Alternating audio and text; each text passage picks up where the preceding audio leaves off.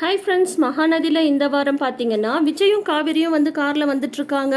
அப்போ வந்து விஜய் வந்து காவிரிகிட்ட கேட்குறாங்க, என்ன நீ ஐயப்பன்ட்ட வந்து வில்லாவோட ரேட்டை பற்றியெல்லாம் விசாரிச்சியாமே அப்படின்னு கேட்க, உடனே காவிரி வந்து சொல்கிறாங்க, ஆமாம் கான்ட்ராக்ட் முடிஞ்சு போகும்போது எனக்குன்னு சொல்லிட்டு ஒரு வீடு வந்து வேணாமா, நாங்களும் வேலைக்கு போவோம் சம்பாதிப்போம் கண்டிப்பாக வீடு வாங்குவோம் அப்படின்னு சொல்லிட்டு எமோஷ்னலாக காவேரி வந்து சொல்கிறாங்க.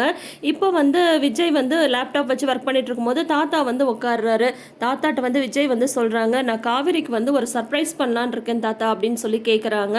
உடனே தாத்தா வந்து என்னது அப்படின்னு கேட்கும்போது, இந்த மாதிரி இந்த மாதம் காவிரியோட பர்த்டே வருது, அவளுக்கு வந்து நான் ஒரு வில்லா வந்து கிஃப்டாக வந்து கொடுக்க போகிறேன் தாத்தா அப்படின்னு சொல்லும்போது தாத்தா வந்து சொல்கிறாங்க, காவேரி தான் உன்னோட வாழ்க்கையோட பிடிப்பு, அவளை வந்து நீ எந்த காரணத்துக்காகவும் விட்டுறாது அப்படின்னு சொல்லிட்டு தாத்தா வந்து சொல்கிறாங்க. தாத்தா வந்து நினச்சும் பார்க்குறாரு, இந்த மாதிரி விஜய் வந்து கோவமாக ஒரு தடவை காவேரிட்ட வந்து சொல்லிட்டு இருப்பார் இல்லையா, இது வந்து கான்ட்ராக்ட் கல்யாணம், அதை வந்து மறந்துடாது அப்படின்னு சொல்லிட்டு அதை மனசில் வச்சுட்டு தான் தாத்தா வந்து இப்படி ஒரு வார்த்தை வந்து சொல்கிறாங்க.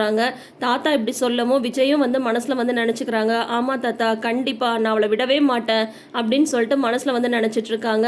காவேரி வந்து விஜயை பத்தி வேற விதமா தப்பா புரிஞ்சிட்டு இருக்காங்க. காவேரிக்கும் விஜய் கூட இப்போ ஒரு நல்ல பாண்டிங் வந்து கிரியேட் ஆயிருக்கு.